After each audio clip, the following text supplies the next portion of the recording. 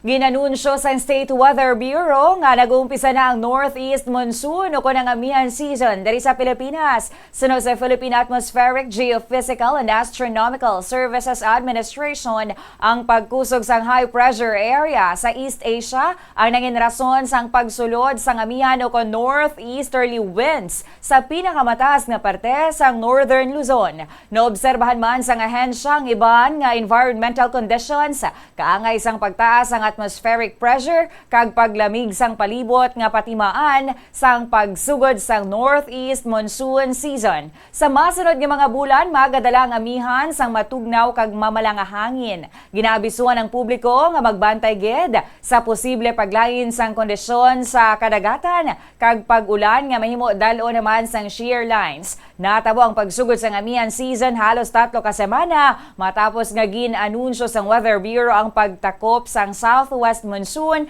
o habagat season. Ang amihan season kinahanglan nag-umpisa sa bulan sa Oktubre kag nagalawig tubtob sa Pebrero o sa Marso sa masunod nga tuig.